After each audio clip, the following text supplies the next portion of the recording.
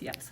Welcome back to Meet Your Legislators, a segment sponsored by the North Dakota Petroleum Council and Lignite Energy Council. Senator Van Oosting. Van Oosting is here, yes. So I want to make sure I got that right, from District 36. New Salem all the way to Dickinson, big chunk of North Dakota along the I-94 corridor there. Great to have you again. Thank you for taking the time for us. Thank you. Thank you for having me here today. So we talked early on in the session. It's been quite a bit of work since then. Just talk a little bit about how this journey has been for you. Oh gosh, it's been busy. I'm learning a lot every day. Sometimes I take it in pieces, every half hour to an hour some days. So I'm on energy and natural resources and human services, and really learning a lot. I'm grateful for the opportunity. So talk a little bit about each of those committees, energy and natural resources. What have been the big boulders you've been dealing with this session? So energy and natural resources, I think I might have talked about this last time, but one bill that surprised me was the bill on pronghorn deer. I wasn't expecting that in that committee. For some reason, there was a lot of controversy about that. And of course, we had a lot of bills that dealt with land rights, CO2, and then we also had... there was a number of bills. Sorry, my memory. Human services. We were dealing with a number of bills, agency bills, and then also parents' rights was a recent one that came up. Parents' rights in the medical office, which was controversial. Those are just a few that I can think of off the top of my head right now. Sorry, but that's right. Yeah, but a lot. Yeah. We got actually a call about the parents' rights one and the medical one, and I was trying to. The listener was wondering, as I understand it, you were trying to say parents could be in the room, right? You were looking at a change in the current law. Is that what you were doing? Yes. So just to, I think, mold it, make it better. So it was more clear in code about the parents' rights in the medical office. We had actually the previous senator who was here had spoken for the bill. He had an experience where he was asked to leave the medical office and didn't really feel like it was appropriate for him to be asked to leave the doctor's office. And on the other side of it was a lot of the advocacy groups or agencies saying that the small percentage that they deal with of bad actors, bad parents, is what they deal with on a daily basis, and they felt like that was a little bit more important in regards to the parents' rights. So. The bad actors, for lack of a better term, what we're trying to prevent against is where there might be some kind of abuse, or the medical providers want to have a conversation without the parents there. Correct. Yes. And what changed? What's what ultimately came out of the Senate in this? The bill was killed. And so, but I think that in the interim and in between, we'll work on it again. It'll come back. It's not going away, because there's parents that feel this is very important and a very important piece of their rights as parents. Parents know their children better than anyone, and I don't think a parent should be seen as guilty until proven innocent. For sure, and the bill that was killed would have put more restrictions on parents being able to ask to leave the room. It basically would it have? Can you restate your question again? Yeah, so I'm trying to understand what is the status quo, what is now, and what the bill would have changed that died. It was strengthening parents' rights, to put it in code, to strengthen their rights. So we have more work to do on that front. We have more work to do on that front, to make it more clear, maybe work with the other agencies, advocacy groups. But like I said, parents know their children better than anyone.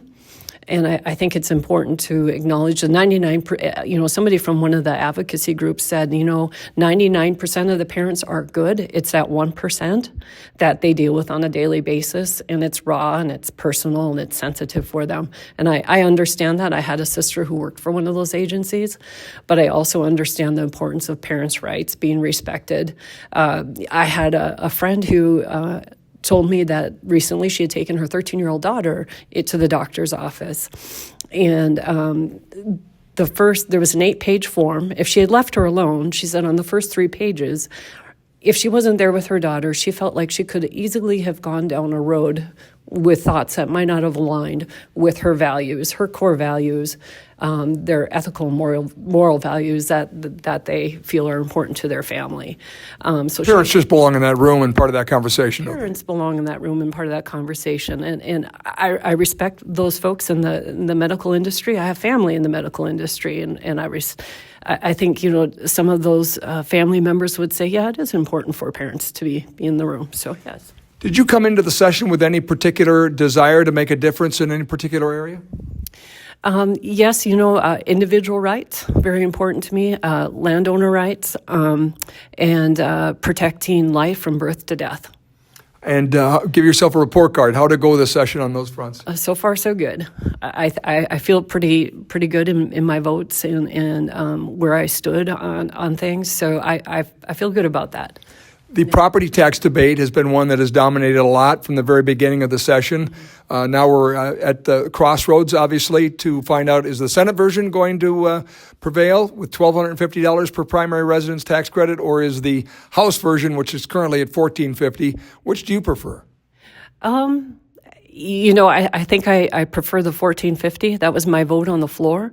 I didn't vote for the amendment. I prefer to have the bill intact how it was.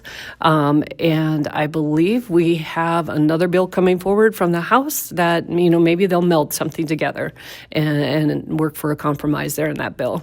Very interesting. Yeah. What do you hear from your constituents about? What are the texts or the emails most interested in? Recently, I've been hearing a lot about a bill that's going to be on the floor today, Senate Bill 1318, or House Bill, 1318, in regards to pesticides that I am getting a lot of email about. I come from a large ag community, and that is something that I've been hearing a lot about recently. Sounds like to me that we've got an issue there where there's onerous labeling restrictions and that could be a challenge to the supply of the necessary pesticides, right? Yes, I will tell you though that I recently had a conversation with somebody who's a farmer and somebody who works in research, and they said that there are a lot of cooks in the kitchen on this bill, and they prefer a no vote. A no vote. Yes. Yeah. So that was surprising, but it was a truthful and honest conversation with this individual. But they said you have to look at everybody involved with the bill, and I think that it is being pushed through 11 other states. Iowa, it is now currently held up in the House. So I think Tennessee, they're pushing it off till 2026 because they're undecided. There is a lot of debate going on about this bill. So it's not just here. We will hear a lot of debate, I'm sure, this afternoon on the floor with that one in particular. Looking forward to that. Yep. Any other issues that you hear a lot about from your constituents? Recently I was on the opposite side of the fence, I think, with 1258. Which is? It was a bill in regards to the PSC having a prevalence over townships and counties, and mainly I think this was in regards to the JetX project. And I heard from the 40 to 50 farmers, and I carried that bill on the floor, and honestly, I'll never forget the sound of their feet leaving that room. They were upset. Yeah. That was tough on you? I come from the 80s. Yeah, very different time. That's neat. Overall, how's this experience been? Different than you thought? Better than you thought? Tougher than you thought? It's a learning experience every day, honestly. I feel pretty good about everything I've done so far. It's been a great session. There's great camaraderie in the Senate. I'm glad I landed in the Senate. We have great leadership there. I appreciate our leader, Hogue. It's been a good experience. That's great. Yeah. I mentioned our Meet Your Legislator series is sponsored by the Lightening Energy Council and the North Dakota Petroleum Council. On those particular issues, any thoughts on what you've learned this session? Well, I'm happy to hear what's coming out of Washington. I really like Chris Wright. I think he's going to do some good things for us there. Of course, we have good leadership there. I am happy to hear what's been pulled off of the neck of coal recently, and that I think is something that I stated on the floor, that we needed the heavy heel of the EPA off the neck of coal, and I think there's been some positive changes there, and I think I see more in the future. So good stuff happening. Great to catch up with you. Thanks for your good service. Thank you for the time.